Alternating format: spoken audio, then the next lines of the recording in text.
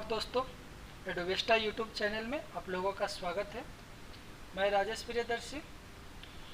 आज के इस सेशन में साइंस के प्रैक्टिस सेट पे हम लोग चर्चा करेंगे। तो पिछले दो वीडियो में हम लोगों ने करंट अफेयर पर देखा और आज से एक नए सीरीज स्टार्ट किए और साइंस का टॉपिक बाय टॉपिक हम लोग एक एक करके देखेंगे। तो आज का टॉपिक है भौतिक राशियाँ और मापन। तो आइए हम लोग एक एक करके चर्चा करते हैं। क्वेश्चन नंबर 1, प्रकाश वर्ष किसके मापन की इकाई है? यानी प्रकाश वर्ष जो है वो निम्न में से किसके मापन की इकाई है? तो इनमें से ऑप्शन है ए ब्रह्मांड की आयु, बी अति लघु समय अंतराल, सी अति उच्च ताप यानी हाई टेम्परेचर, डी अत्यधिक दीर्घ दूरी यानी लॉन्ग डिस्टेंस। इसका सही उत्तर है ऑप्शन डी यानी अत्यधिक दीर्घ दूरी। आपको बता दें कि प्रकाश वर्ष का मतलब होता है कि प्रकाश द्वारा एक वर्ष में तय की गई कुल दूरी, यानी प्रकाश द्वारा एक वर्ष में तय की गई कुल दूरी को हम लोग क्या कहते हैं? प्रकाश वर्ष कहते हैं।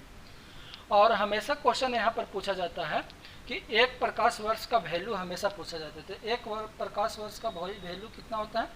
तो हम आपको बता दें 1 प्रकाश वीआर है ना, तो वैल्यू होता है मीटर में 9.46 इंटू 10⁻15 मीटर। ध्यान रखिएगा, एक प्रकाश वर्ष का मान कितना होता है? 9.46 इंटू 10⁻15 मीटर।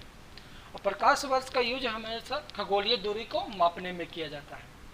यहाँ पर एक चीज़ और ध्यान दीजिएगा कि 3.26 प्रकाश वर्ष बराबर जो होता है वो 1 पारसेक होता है। क्या होता है? 1 पारसेक, यानी 1 पारसेक का वैल्यू होता है 3.26 प्रकाश वर्ष। और अगर इसका वैल्यू मीटर में पूछा जाए तो मीटर में इसका वैल्यू होता है 3.08 इंटू 10⁻16 मीटर। यानी एक पारसेक बराबर 3.26 प्रकाश वर्ष और मीटर में कितना? 3.08 इंटू 10⁻16 मीटर। तो ये दो चीज़ हमेशा ध्यान में रखिए। आइए नेक्स्ट क्वेश्चन, क्वेश्चन नंबर 2, निम्नलिखित में से कौन सी भौतिक राशि की इकाई वही है जो दाब की है? निम्नलिखित में से कौन सी भौतिक राशि की इकाई है वही है जो दाब की है? यानी इनमें से 4 ऑप्शन दिया हुआ है और इनमें से ये चेक करना है कि जो दाब की इकाई होती है वही इनमें से किसका है। तो आइए हम लोग एक एक करके चर्चा करते हैं, देखते हैं। तो दाब का मतलब क्या होता है? किसी सतह पर प्रति एकांक क्षेत्रफल पर लगने वाले बल को हम लोग क्या कहते हैं? दाब कहते हैं। यानी P बराबर जो होता है F/A। अब यहाँ से हम लोग इसका यूनिट निकालते हैं तो हम लोग सब जानते हैं कि फोर्स का यूनिट क्या होता है? न्यूटन होता है। और एरिया का क्या होता है? मीटर स्क्वायर होता है। तो न्यूटन पर मीटर स्क्वायर। अब ये चारों में से देखना कि किसका ऑप्शन में यूनिट किसका होता है? न्यूटन पर मीटर स्क्वायर होता है। तो आइए एक करके हम लोग चर्चा करते हैं। कोणीय संवेग, कोणीय संवेग को हम लोग ओमेगा से मापते हैं, है ना, इसको सूचित करते हैं।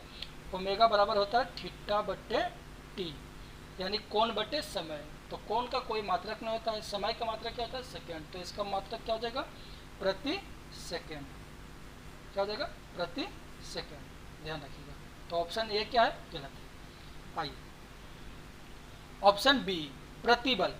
प्रतिबल भी होता है किसी सतह पर, यानी किसी सतह पर जो है एकांक क्षेत्रफल पर लगने वाले बल को ही हम लोग क्या कहते हैं? प्रतिबल कहते हैं। तो प्रतिबल का भी फार्मूला क्या होता है? F/A, यानी फोर्स बाई एरिया।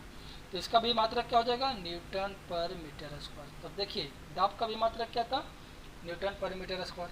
यहाँ पर प्रतिबल का भी मात्रक कितना है? न्यूटन पर मीटर स्क्वायर। तो यानी दोनों सेम है। तो इसका उत्तर कौन सा होगा? बी, यानी प्रतिबल, है ना। तो आइए 2 ऑप्शन और बचा हुआ, उसका भी हम लोग देख लेते हैं। पृष्ठ तनाव, पृष्ठ तनाव का फार्मूला होता है फोर्स बाई लेंथ। तो इसका क्या हो जाएगा? न्यूटन पर मीटर। चलिए ये भी ऑप्शन सही नहीं है। डी वर्क, फोर्स बराबर क्या होता है? वर्क बराबर क्या होता है? फोर्स इंटू डिस्टेंस, है ना, विस्थापन होता है। तो कार्य बराबर जो होता है बल गुने विस्थापन, यानी W बराबर Fs। तो इसका यूनिट हो जाएगा न्यूटन इंटू मीटर। तो इसका सही उत्तर कौन है? बी, यानी प्रतिबल। नेक्स्ट क्वेश्चन, रेडियो सक्रियता का मापन किससे किया जाता है? यानी रेडियो सक्रियता का मापन किस यंत्र के द्वारा किया जाता है? तो इसमें ऑप्शन है ए GM काउंटर, बी ध्रुवण मापी, सी उष्मा मापी, डी वर्णमापी। तो इसका सही उत्तर है ए, यानी GM काउंटर। ध्यान दीजिएगा, GM काउंटर का फुल फॉर्म होता है गीगर मूलर काउंटर। इसका फुल फॉर्म क्या होता है? Geiger Muller counter. और इसका जो कार्य होता है, ये आयनिक विकिरणों को मापने का काम करता है। यानी आयनिक विकिरण यानी अल्फा बीटा गामा के सहयोग से क्या करता है? किसी पदार्थ की रेडियो सक्रियता के जांच किया जाता है। Next question, question number 4। Next question, question number 4, निम्नलिखित में से कौन सा उपकरण वाहन द्वारा तय की गई दूरी मापता है? ध्यान दीजिएगा, वाहन द्वारा तय की गई दूरी किसके द्वारा मापा जाता है? ऑप्शन ए है ओडोमीटर, बी है स्पीडोमीटर, सी है एक्सीलरोमीटर, डी है अल्टीमीटर। तो इसका जो सही उत्तर है वो ऑप्शन ए है, यानी ओडोमीटर। ओडोमीटर का हम लोग पथ मापी कहा जाता है, यानी पथ मतलब यानी डिस्टेंस को मापने वाला। तो वाहन द्वारा तय की गई दूरी किससे मापते हैं? ओडोमीटर। तो आइए 3 ऑप्शन और है, उससे भी हम लोग देखते हैं। स्पीडोमीटर, इससे स्पष्ट होता है, स्पीड मतलब वाहन की चाल को मापता है। स्पीडोमीटर से क्या मापा जाता है? वाहन की चाल। एक्सीलरोमीटर यानी एक्सेलरेशन को, यानी प्रति सेकेंड जो चाल में वृद्धि होता है वो किसके द्वारा मापा जाता है? एक्सीलरोमीटर में। अल्टीमीटर भी एक इम्पोर्टेंट है, ये हमेशा पूछा जाता है। इसके द्वारा वाहनों की क्या मापा जाता है? ऊंचाई मापा जाता है। ध्यान दीजिएगा, वाहनों की ऊंचाई। नेक्स्ट क्वेश्चन, क्वेश्चन नंबर 5, निम्नलिखित में से तापमान का एसआई मात्रक कौन सा है? तो यहाँ पर क्वेश्चन पूछा जा रहा है तापमान का एसआई मात्रक। आपको बता दें कि मात्रक का पद्धतियाँ मुख्य रूप से 4 है ना, एफपीएस पद्धति, सीजीएस पद्धति, एमकेएस पद्धति और एसआई पद्धति। तो एसआई पद्धति में मुख्य रूप से यानी 7 मूल राशि हमारा, और उसमें से सबके एकत्र करके, जिसमें तापमान भी एक क्या है? मूल राशि है। तो जिसका एसआई मात्रक पूछा जा रहा है, तो ऑप्शन है ए फ़ारेनहाइट, बी केल्विन, सी पास्कल, डी सेल्सियस। तो इसका सही उत्तर है ऑप्शन बी, यानी kelvin.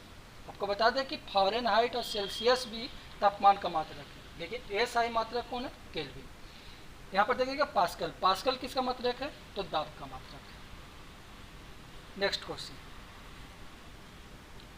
Question number 6, 1 kilowatt hour यानी 1 kWh ऊर्जा का जूल में रूपांतरित मान निम्नलिखित में से कौन सा है? तो यहाँ पर ध्यान दीजिएगा कि किलोवाट आवर और जूल दोनों ऊर्जा का मात्रक है। जूल जो है ऊर्जा का एसआई मात्रक है, और किलोवाट आवर जो है ये क्या है? व्यावसायिक मात्रक है। यानी घरों में जो बिजली बिल उठता है उसको हम लोग kWh में मापा जाता है। तो यहाँ पर 1 kWh का मान पूछ रहा है जूल में कितना होगा। तो हम लोग देखते हैं कि 1 किलोवाट आवर बराबर, इसको हम लोग लिख सकते हैं 1 किलोवाट इंटू 1 आवर। अब हम लोग जानते हैं कि 1 किलोवाट में कितना क्या वैल्यू होगा? 1000 होगा, इंटू 1 आवर में कितना सेकेंड? 3600 सेकेंड होता है ना। अब इसको मल्टीप्लाई करेंगे तो आंसर आ जाएगा 3.6 इंटू 10⁶ जूल, है ना। तो 1 किलोवाट आवर का मान जूल में कितना होता है? 3.6 into 10⁶ joule. Next question, question number 7, घरों में व्यय होने वाली विद्युत को यूनिट में मापा जाता है। यूनिट इकाई क्या है? यानी यूनिट की इकाई क्या है? तो अभी आपको हम बताएं कि घरों में व्यय होने वाली विद्युत जो किस में मापा जाता है? किलोवाट आवर में। तो 1 kWh को ही हम लोग क्या कहते हैं? 1 यूनिट कहते हैं। तो अभी जानते हैं कि यूनिट किसका मात्रक है? सॉरी किलोवाट घंटा किसका मात्रक है, ऊर्जा का, तो यूनिट भी किसका मात्रक होगा, ऊर्जा का, यानी ऑप्शन बी है ना। Next question, question number 8, kilogram को परिभाषित करने की नई प्रणाली के संबंध में निम्नलिखित कथनों पर विचार कीजिए। यानी अभी हाल ही में आपको बता दें कि किलोग्राम की परिभाषा को क्या किया गया, चेंज किया गया है। तो चेंज करके क्या बताया गया है, तो ऑप्शन ए है, यह विद्युत धारा के संदर्भ में 1 किलोग्राम को परिभाषित करती है।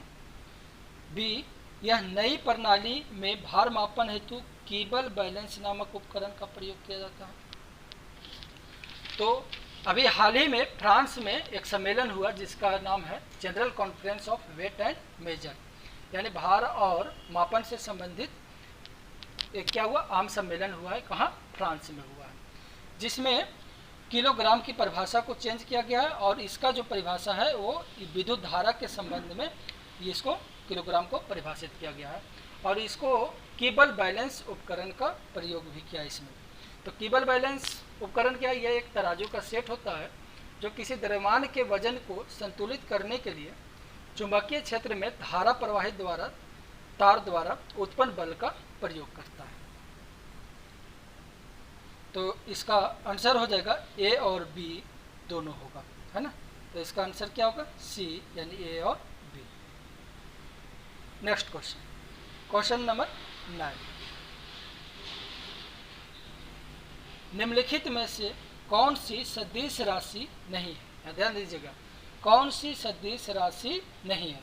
ऑप्शन है ए कोणीय रेखीय विस्थापन, बी कोणीय वेग, सी विद्युत धारा, डी चुंबकीय तीव्रता।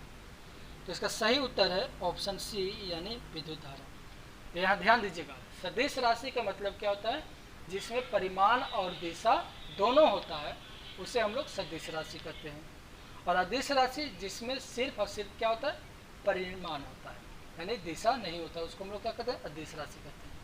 लेकिन यहाँ ध्यान दीजिए कि विद्युत धारा एक ऐसी राशि है जिसमें परिमाण और दिशा दोनों है और फिर भी ये क्या है, अदिश राशि है, क्योंकि ये त्रिभुज और चतुर्भुज के नियम का पालन नहीं करता है। ये ध्यान रखिएगा कि विद्युत धारा में परिमाण और दिशा दोनों होते हुए भी ये क्या है, अदिश राशि। क्यों, क्योंकि ये चतुर्भुज और त्रिभुज के नियम का पालन नहीं करता। तो आज के सेशन में कुल इतना ही क्वेश्चन था, यानी कुल क्वेश्चन 9 था, जिसे हम लोग एक एक करके चर्चा किए हैं। इस तरह के कंटिन्यू वीडियो के लिए जल्द से जल्द इस चैनल को सब्सक्राइब करें तथा अधिक से अधिक मात्रा में इसे शेयर करें। धन्यवाद।